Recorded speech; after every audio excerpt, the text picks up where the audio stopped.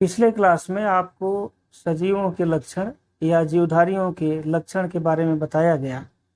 आपको यह बताया गया कि सजीवों का शरीर कोशिकाओं से निर्मित होता है।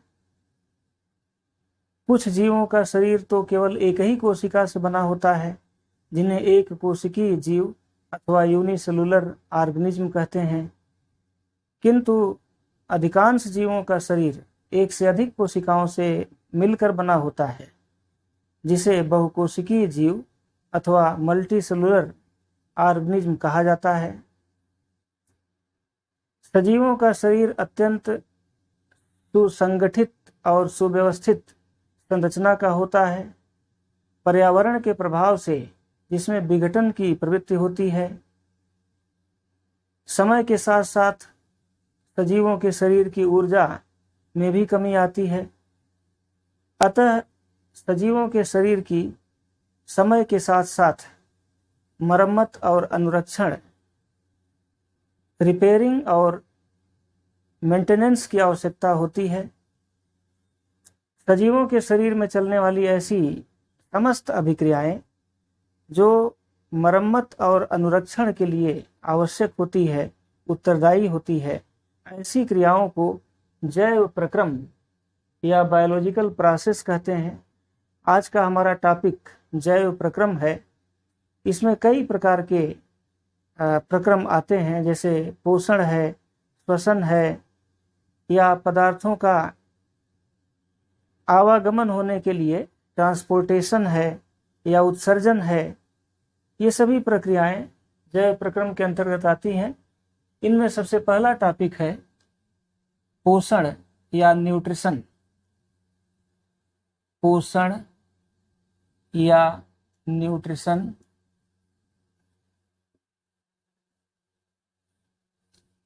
पोषण किसे कहते हैं? सजीवों के शरीर की मरम्मत और अनुरक्षण के लिए बाह्य वातावरण से भोजन ग्रहण करना, उनके पाचन या उनके अवशोषण, उनके स्वांगीकरण के पश्चात विभिन्न कोशिकाओं के जीवद्रव्य का भाग बना देना, यह समस्त प्रक्रम पोषण के अंतर्गत रखा जाता है। पोषण के आधार पर सजीव दो प्रकार के होते हैं। पहला स्वपोषी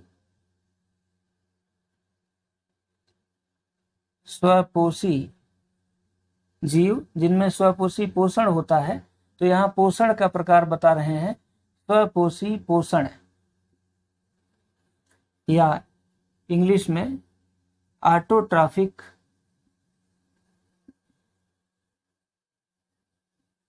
न्यूट्रिशन।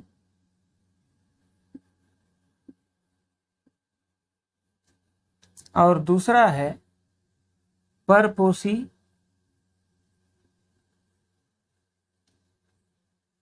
या विषमपोषी।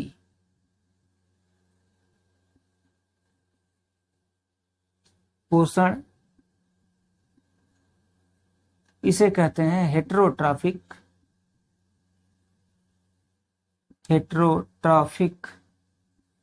न्यूट्रिशन।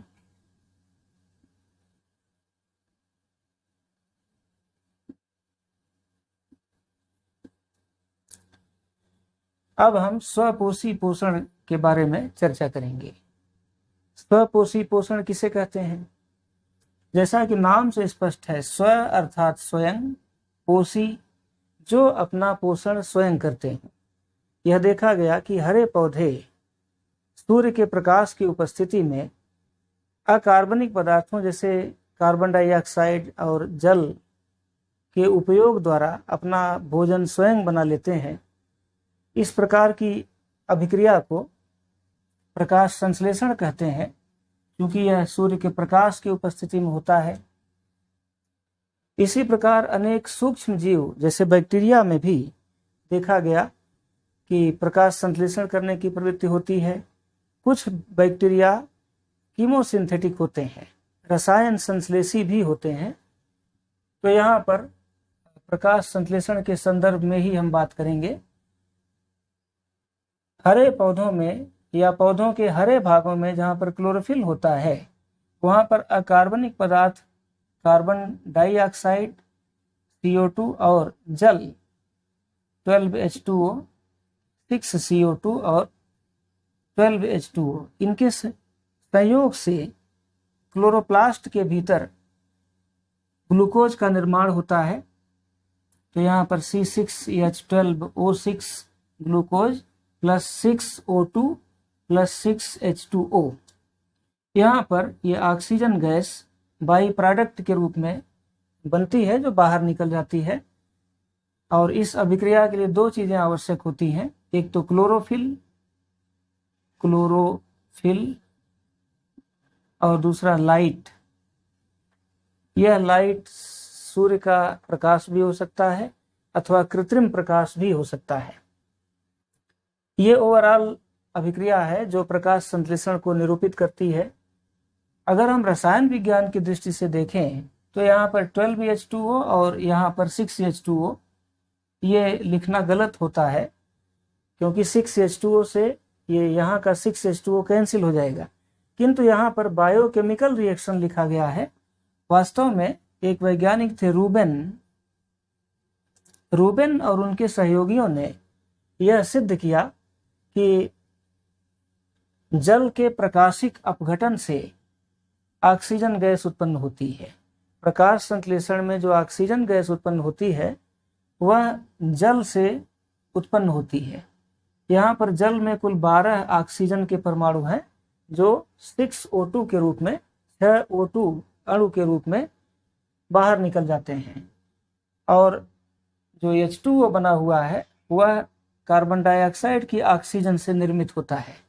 यह अभिक्रिया रासायनिक अभिक्रिया नहीं है बल्कि जैव रासायनिक अभिक्रिया है या बायोकेमिकल रिएक्शन है। अब हम एक पत्ती की संरचना पर अध्ययन करेंगे। हम देखेंगे कि पत्ती की संरचना में ऐसी कौन सी चीजें होती हैं जहां पर प्रकाश संश्लेषण की क्रिया होती है। अगर हम एक पत्ती का अध्ययन करें तो पत्ती के दो भाग होते हैं, एक तो पत्ती का वृंत होता है, पर्णवृंत, और दूसरा पर्णफलक। ये पर्णफलक है और ये पर्णवृंत है। जो डंठल है ये पर्णवृंत और ये है फलक, पर्णफलक।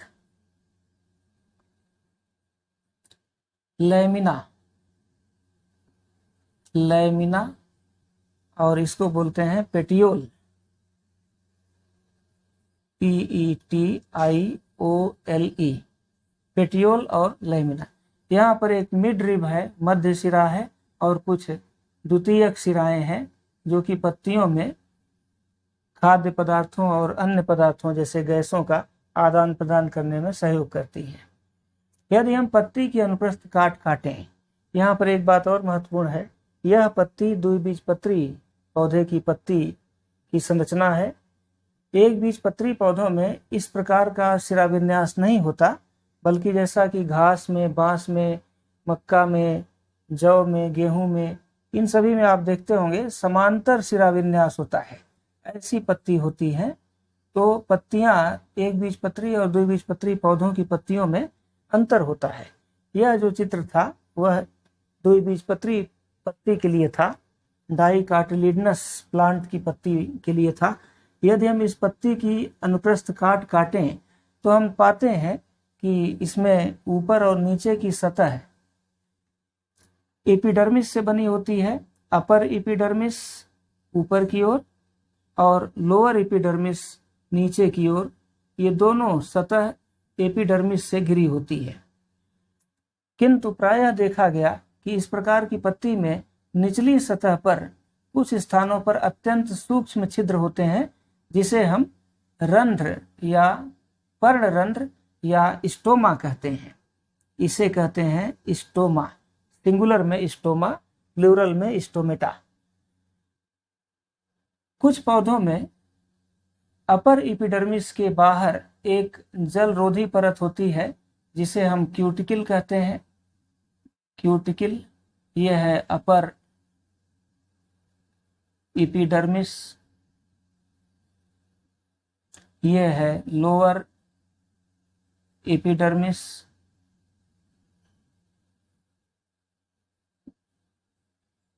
लोअर एपिडर्मिस, इन दोनों के मध्य में अनेक ऐसी मृदुतक कोशिकाएं होती हैं जिसको हम क्लोरेनकाइमा कहते हैं। क्लोरेनकाइमा अर्थात उसमें क्लोरोप्लास्ट भरा होता है। क्लोरोप्लास्ट की उपस्थिति के कारण ये हरे रंग की दिखती हैं।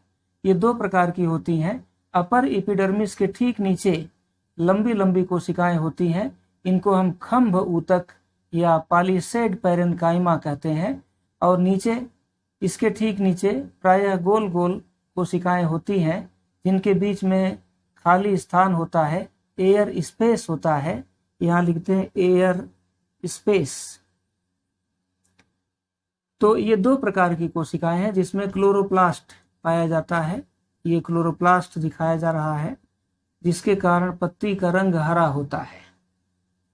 अपर एपिडर्मिस के ठीक नीचे ये सघन आपस में सटी हुई पॉलीसेड पैरेन्काइमा की कोशिकाएं होती हैं। इसे कहते हैं पॉलीसेड पैरेन्काइमा और इसे कहते हैं स्पंजी पैरेन्काइमा। Spongy parenchyma.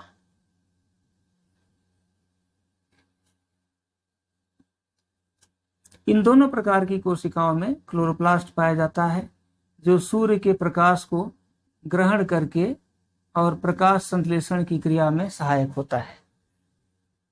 यदि हम किसी पत्ती को ऊपर से देखें, अपर साइड से देखें, तो हमें उसका रंग कुछ ज्यादा गहरा दिखाई देता है। इसका कारण है कि पॉलीसेड पैरेन्काइमा सघन कोशिकाएं होती हैं, परस्पर सटी हुई हैं।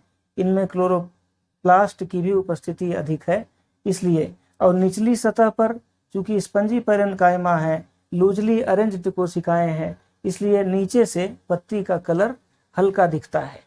अब हम एक स्टोमेटा की संरचना पर ध्यान देंगे, अध्ययन करेंगे। यहाँ पर एक स्टोमेटा का चित्र मैं बना करके आपको समझाना चाहूँगा। यदि हम एक स्टोमा की संरचना देखें तो हम पाते हैं कि यह दो कोशिकाओं से, जिनको गार्ड सेल या रक्षक कोशिकाएं कहते हैं, इनसे घिरी हुई संरचना होती है। ये स्टोमा है और ये गार्ड सेल है, गार्ड सेल। इन दोनों कोशिकाओं के बाहर ये कुछ एक्सेसरी सेल्स होती हैं जो कि सहायक कोशिकाएं हैं। ये रंगहीन कोशिकाएं होती हैं, जबकि ये गार्ड सेल्स, इसमें क्लोरोफिल की उपस्थिति के कारण ये हरे रंग की होती हैं और प्रकाश संश्लेषण में भी सहायक होती हैं। यह देखा गया कि दिन के समय ये जो स्टोमा है, यहाँ पर ये इसको लिखते हैं एक्सेसरी सेल्स, एक्सेसरी सेल। दिन के समय ये स्टोमा या स्टोमेटा, प्लूरल में पत्तियों के स्टोमेटा खुल जाते हैं। इसका कारण है कि जब इन गार्ड सेल्स की कोशिकाओं या गार्ड सेल्स में क्योंकि क्लोरोप्लास्ट उपस्थित है, प्रकाश संश्लेषण की क्रिया होती है तो ग्लूकोज का निर्माण होता है और ग्लूकोज जल अवशोषित करके ये कोशिकाओं के आयतन को बढ़ा देता है और कोशिकाएं फूल जाती हैं। अतः इनके बीच में ये स्टोमा रंध्र खुल जाता है। शाम होने पर या रात्रि के समय में इनमें उपस्थित ग्लूकोज स्टार्च में बदल जाता है। स्टार्च जल में अघुलनशील होता है, अतः ये कोशिकाएं पानी का ह्रास करके इसमें से पानी एक्सेसरी सेल्स में निकल जाता है, जिसके कारण ये कोशिकाएं पुनः सिकुड़ जाती हैं और यह रंध्र बंद हो जाता है।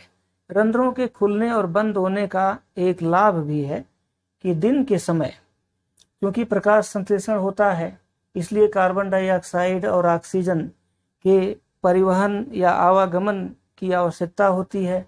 रात्रि के समय प्रकाश संश्लेषण की क्रिया नहीं हो पाती, इसलिए इस तरह की आवश्यकता भी नहीं होती।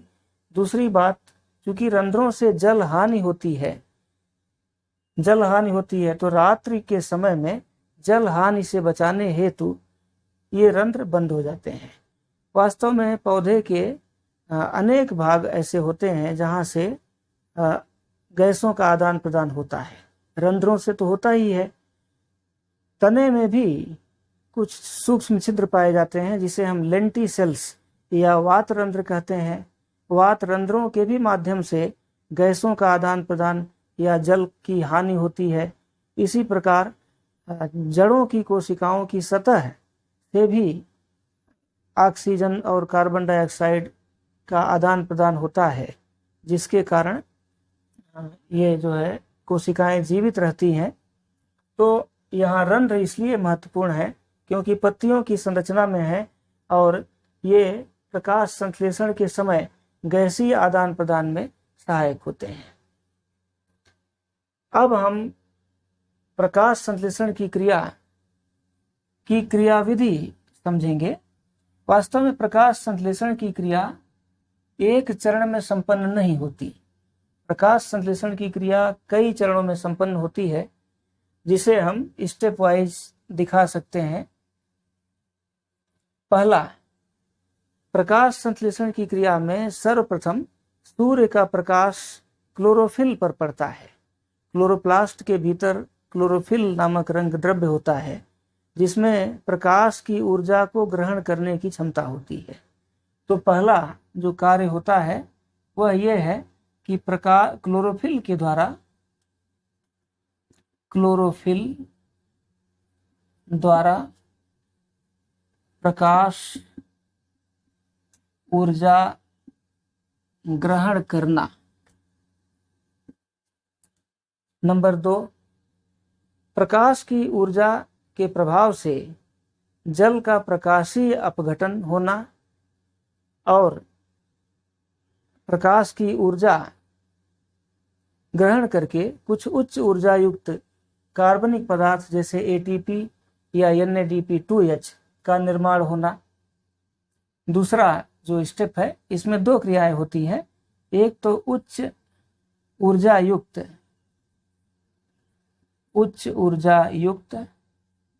कार्बनिक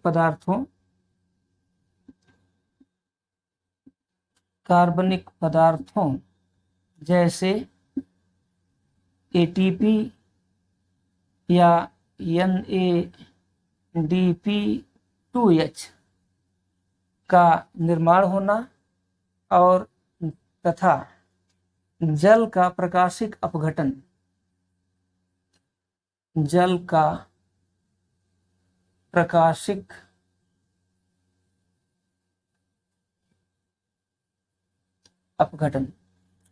के प्रकाशिक अपघटन से ऑक्सीजन गैस निर्मुक्त होती है, रिलीज होती है। इसके साथ साथ हाइड्रोजन आयन भी मुक्त होते हैं, जो कार्बन डाइऑक्साइड का अपचयन करने में प्रयुक्त होते हैं। तो यहाँ पर तीसरा स्टेप है CO2 का, ये C स्टेप है, CO2 का अपचयन। इन 3 क्रियाओं के पश्चात क्लोरोफिल सर्वप्रथम प्रकाश ऊर्जा को ग्रहण करता है। तत्पश्चात ऑक्सीकृत होकर के उच्च ऊर्जा युक्त इलेक्ट्रॉन उत्पन्न करता है। उन इलेक्ट्रॉनों की उच्च ऊर्जा का प्रयोग करके उच्च ऊर्जा युक्त कार्बनिक पदार्थों जैसे ATP तथा NADP2H का निर्माण होता है। इसके साथ साथ जल के प्रकाशिक अपघटन से इलेक्ट्रॉनों की भरपाई होती है। तीसरा जो है, इसमें NADP2H और ATP की ऊर्जा का प्रयोग करके कार्बन डाइऑक्साइड का अपचयन होता है और अंत में ग्लूकोज का निर्माण होता है। वास्तव में यह क्रिया अत्यंत जटिल होती है। ये इतनी सरल नहीं होती जैसे 3 लाइन में बता दिया गया। यह अत्यंत जटिल क्रिया होती है, किंतु इसे संक्षेप में समझाने का प्रयास किया गया है। अब हम कुछ प्रयोगों को देखेंगे, जिसके आधार पर हम ये सिद्ध करेंगे कि प्रकाश संश्लेषण की क्रिया में चूंकि कार्बन डाइऑक्साइड और जल की आवश्यकता होती है, तो ये प्रयोगों के आधार पर हम देखेंगे कि प्रकाश संश्लेषण की क्रिया में कार्बन डाइऑक्साइड की आवश्यकता होती है या प्रकाश संश्लेषण की क्रिया में ऑक्सीजन गैस निर्मुक्त होती है, प्रकाश संश्लेषण की क्रिया में क्लोरोफिल की आवश्यकता होती है या प्रकाश की आवश्यकता होती है। इन सभी तथ्यों को हम प्रयोगों के माध्यम से समझने का प्रयास करेंगे। इन प्रयोगों को समझने के पहले हम ये जानेंगे कि मंड परीक्षण कैसे करते हैं, क्योंकि हर प्रयोग में मंड परीक्षण के ही आधार पर हम प्रयोग को समझा पाएंगे, इसलिए मंड परीक्षण कैसे करते हैं इसकी चर्चा मैं पहले करना चाहूंगा। पत्तियों में मंड परीक्षण।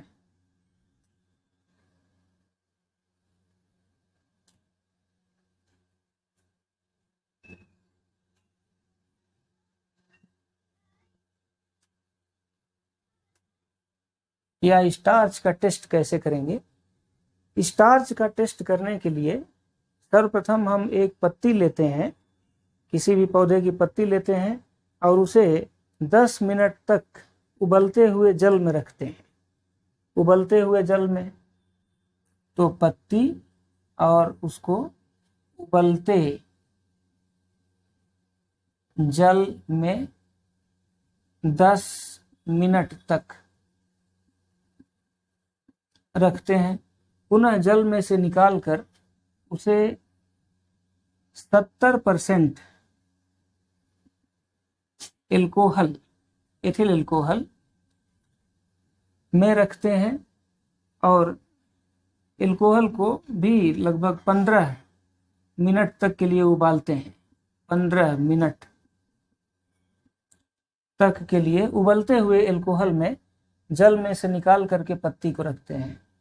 अब इस पत्ती की विशेषता होती है कि उसका क्लोरोफिल एल्कोहल में चला जाता है, एल्कोहल हरे रंग का हो जाता है और पत्ती रंगहीन हो जाती है। इस रंगहीन पत्ती के ऊपर, मान लीजिए ये पत्ती है, ऐसे रंगहीन पत्ती पर अगर हम आयोडीन का छिड़काव करें, आयोडीन का विलयन, तो यह पत्ती नीले रंग की हो जाती है। यह प्रयोग है कि स्टार्च के ऊपर आयोडीन की अभिक्रिया होने पर स्टार्च आयोडाइड बनता है और स्टार्च आयोडाइड का कलर नीला होता है। तो पत्ती का नीला हो जाना यह सिद्ध करता है कि इस पत्ती में मंड उपस्थित है। यदि पत्ती का रंग नीला नहीं होता, इसका अर्थ है कि इसमें मंड उपस्थित नहीं है।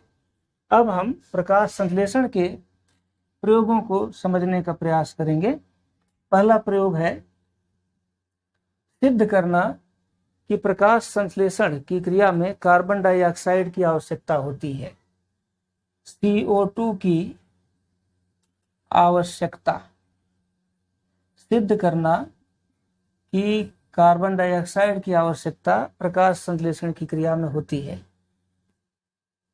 इस प्रयोग में गमले में लगा हुआ एक पौधा लेते हैं, इसका चित्र बनाते हैं। ऐसे गमले में लगा हुआ पौधा जिसमें कुछ पत्तियां इस तरह से दिखाई दे रही हैं। ये एक सांकेतिक चित्र है और इस गमले को हम एक कांच की प्लेट पर रख देते हैं तथा पूरे गमले को पौधा सहित एक बिलजार से ढक देते हैं इस प्रकार से। और जहां पर कांच की प्लेट और बिलजार एक दूसरे के संपर्क में है, वहां ग्रीसिंग कर देते हैं, अर्थात ग्रीस लगा देते हैं, जिससे कि यह उपकरण एयर टाइट हो जाए। इसी प्रकार का एक और उपकरण लेते हैं जिसमें गमले में लगा हुआ पौधा और कांच की प्लेट और ये पौधा है।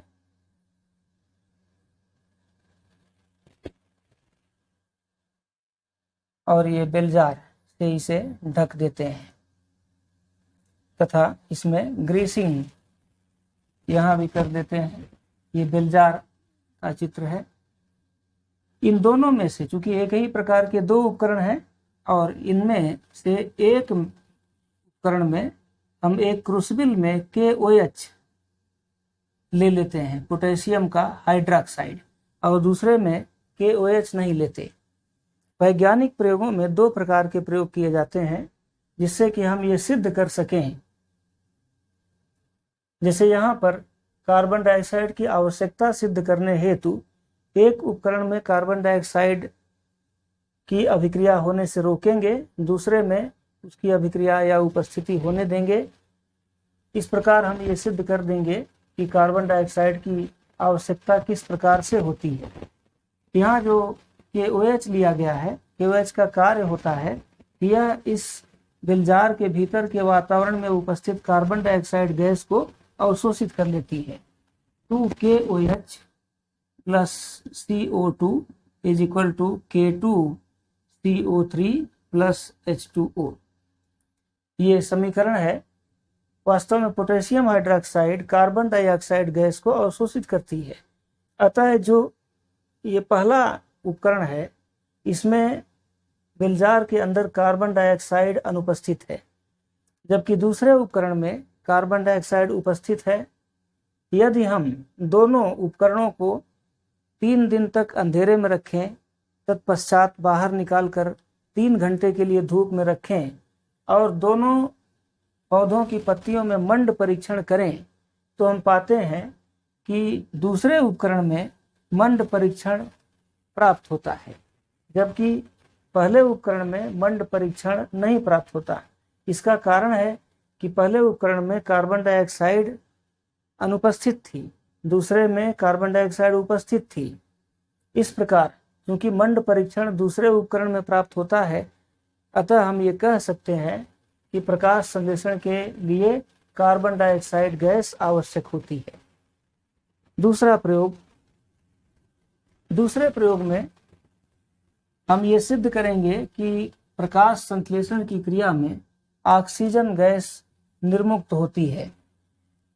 प्रयोग नंबर 2, जिसमें हम ये सिद्ध करेंगे कि प्रकाश संश्लेषण की क्रिया में O2 गैस निर्मुक्त होती है।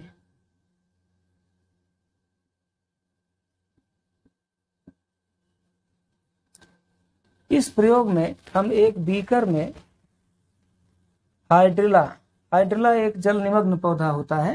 हाइड्रिला की कुछ शाखाएं लेते हैं। मान लीजिए ये हाइड्रिला का पौधा है, इसकी कुछ पत्तियां हैं, ये एक शाखा हो गई। ऐसे ही दूसरा पौधा है या दूसरे पौधे की शाखा है, इस तरह से उसकी भी कुछ पत्तियां हैं। इसे हम एक कीप के द्वारा, फनेल के द्वारा ढक देते हैं और कीप के ऊपर एक परख नली या टेस्ट ट्यूब उलट कर ऐसे रख देते हैं और इस पूरे उपकरण को जल में डुबो देते हैं इस प्रकार से, और ध्यान देते हैं कि जल इस परख नली के ऊपरी भाग तक हो। यदि इस उपकरण को 3-4 घंटों के लिए धूप में रख दिया जाए, सूर्य के प्रकाश में रख दिया जाए, तो इस परख नली के ऊपरी भाग में गैस इकट्ठा हो जाती है। धीरे धीरे बुलबुले के रूप में निकल करके यहाँ पर गैस एकत्र हो जाती है।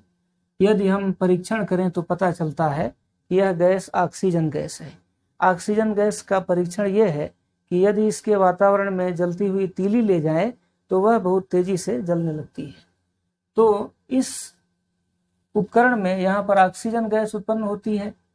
हम ये सिद्ध कर सकते हैं कि प्रकाश संश्लेषण की क्रिया में ऑक्सीजन गैस निर्मुक्त होती है। तीसरा जो प्रयोग है, प्रकाश संश्लेषण की क्रिया में प्रकाश की आवश्यकता या क्लोरोफिल की आवश्यकता का प्रदर्शन। तो यहाँ पर तीसरा लिखते हैं, क्लोरोफिल की आवश्यकता का प्रदर्शन। प्रकाश संश्लेषण की क्रिया में क्लोरोफिल की आवश्यकता होती है।